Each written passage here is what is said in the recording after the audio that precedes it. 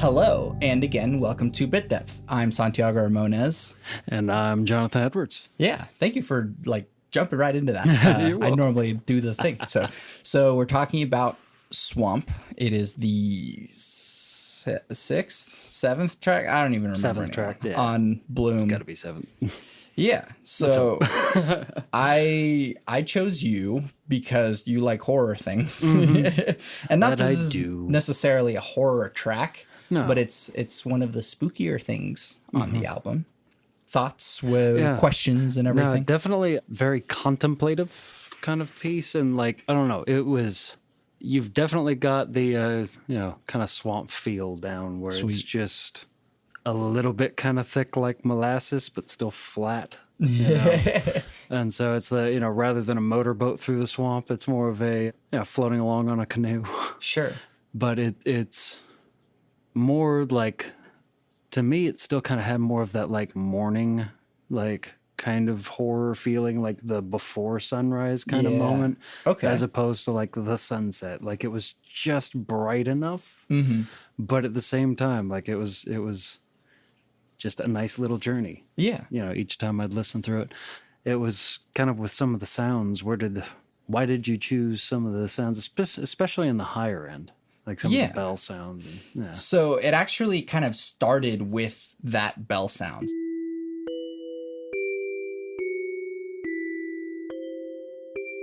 And the reason for that is that you've watched Avatar: The Last Airbender. Yes, I have. It's actually a different tone that happens in this one piece in Avatar, but it's played with a kalimba, I'm pretty sure. I think I know the one you're talking about. Yeah. And there's also an episode of Avatar where it takes place in a swamp. Yeah. And so when it takes place in Avatar, it's more of a home feeling. But I feel like a kalimba especially can sort of create a different kind of feeling. Yes. Yeah. And so with that bell kind of tone and just minor chords and everything, it just created the sound of mystery. And so I that was kind of the grounding of it, beginning with that. This isn't a kalimba sound, but the kalimba sounding sort of thing. Yeah. The other parts, so this is where I had. Yeah, I was going to ask you about those voices in the background. So it's like those effect kind of things. So something like this.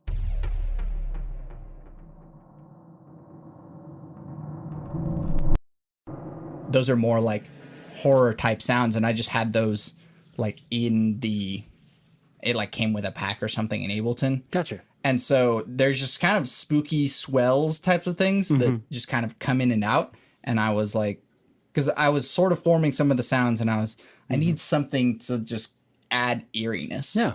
And so there's those swells, but then there's also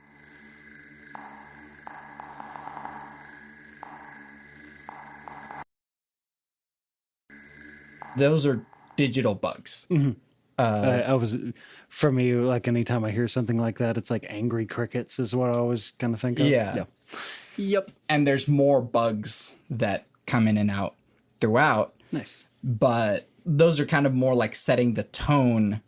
And then I kind of mentioned this in a previous one or a later one. I don't remember the order in which I recorded these anyways. But normally I'm pretty proud of my bass lines. Yeah. But that's actually just a drone through the whole thing. Yeah. And that's where I brought up the kind of molasses, but still just flat. Yeah, exactly. No, and it was definitely anytime I hear just impressionistic music, just I do always kind of wonder how much time you may have spent in swamp environments where just experiencing none at all. Okay, cool. Because you did a nice job kind of capturing the kind of placid appearance, but the constant churning just right there on the edge of that drone. Sure. Because when you have a swamp full of bugs, the drone becomes that kind of a low note. Yeah. Because it's more about the rarefaction, the waves in the air that combine from all the bugs. And, it's the kind of thing that when we get to VR stuff someday, I cannot wait to do the music. Yeah, the kinds of music things where it's literally just patterning the sounds at the right time in three-dimensional space creates its own note. That'll be fun. But so it kind of had that spatial feel. Well, a funny thing is that, like, in a way, it's not the sounds of a swamp as I know it, but really, since I've never truly been to a real swamp, I've been through like Florida a little bit, but it's more like what the media's idea of what a swamp sounds like. The impression of an impression of a swamp. So that's excellent. Stuff like that Avatar episode or other media that takes place in swamps. This is your idea of what a swamp is like. Or there was like an expansion in Fallout 3 that took place in a swamp. So all that sort of stuff is like, this is your idea of what a swamp is, even though you've never actually And when been I there. said like the kind of morning rather than sunset kind of feel, that like just before dawn, there's a word for that, but I'm forgetting it. But I think it was Demon Souls, one of those, one of the Souls games where it was just brutal and they put a swamp in there. It was like, oh, that's gonna stick in my nightmares. Exactly. Yep. Still. And so it didn't quite have that kind of like doom kind of feel, more just the natural swamp kind of just like, it's a little creepy and a little bit creepy, but it's not out to get you. Right. Yeah. You're not going to die immediately, but just slowly over time. Yeah. Mentally, as it should be. And then also to evoke the sounds of a swamp. Very like kind of natural percussion instruments. And so shakers, bongos, natural instruments that are made out of like animal skins and wood and whatever else. Seed pods. All the seed pods. And that's kind of what created the percussion and kind of drove the whole sluggish feel, even though they're not playing very sluggishly. No, it's certainly not slow or anything else. I mean, it's a very steady kind of feel, but that's, to me, that's part of what that boat feeling. Yeah. And not as, it's not like crawling through the swamp on foot, and it's not like going on a motorboat. It's definitely in that like, walking pace. And then it's not Left for Dead. Kind of the last two things that I feel like really make the track this.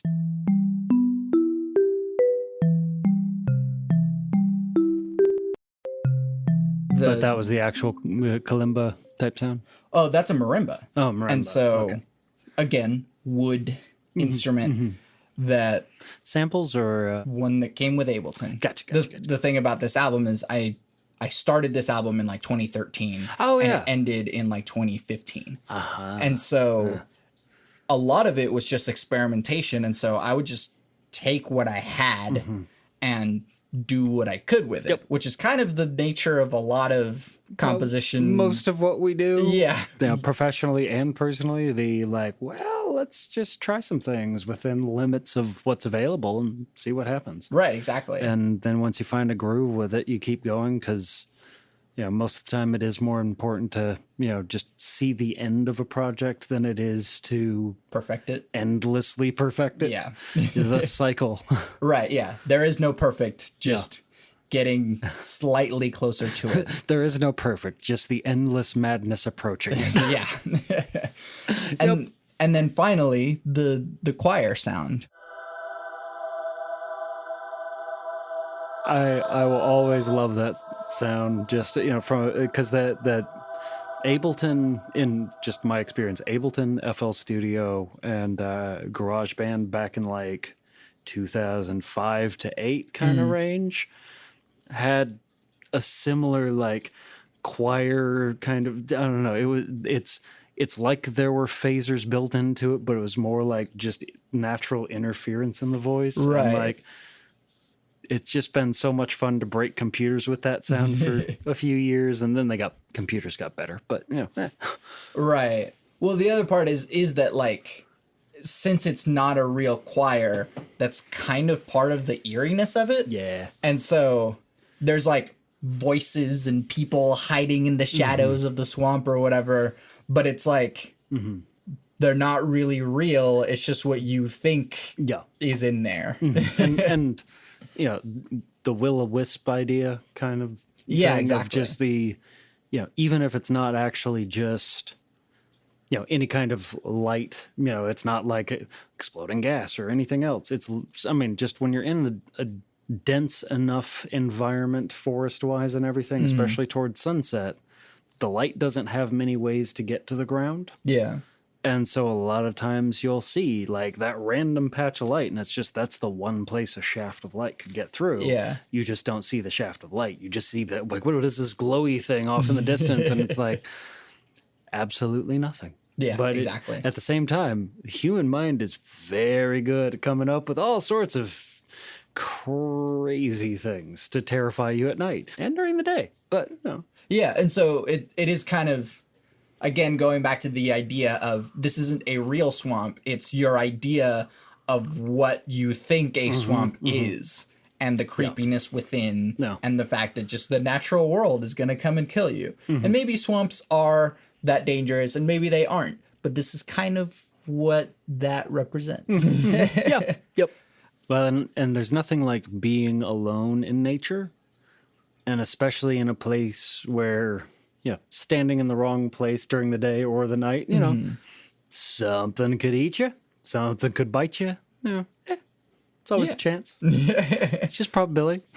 Right. Or it's perfectly safe, and you're just making up all the things, all the dangers in your own head. No, it's like the childhood walking into the other room at night and like seeing all the like hands reaching out from places, and like, was that a shadow? And it's like, no.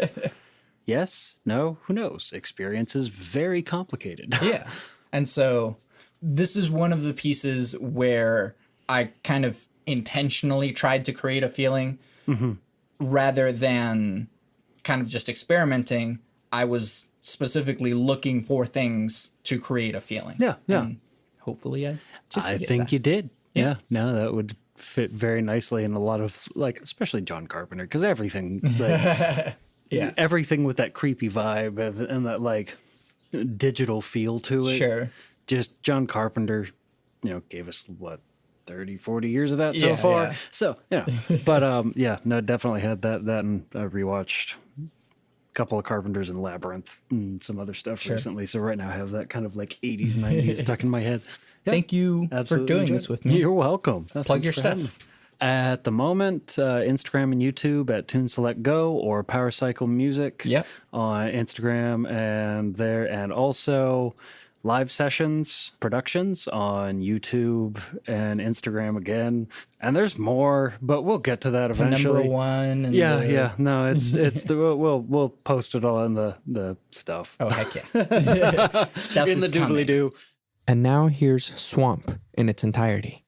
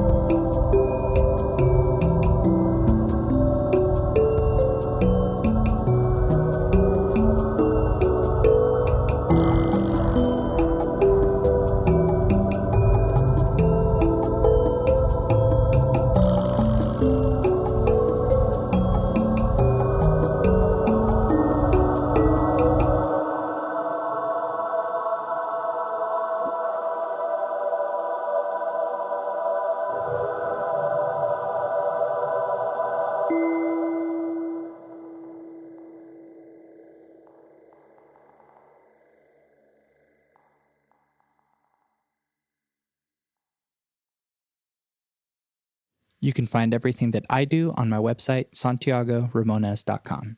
I make music. Bloom will be available on August 8th, streaming everywhere. Put it on in the background, put it on your workout playlist, show it to your friends so you can all enjoy it together.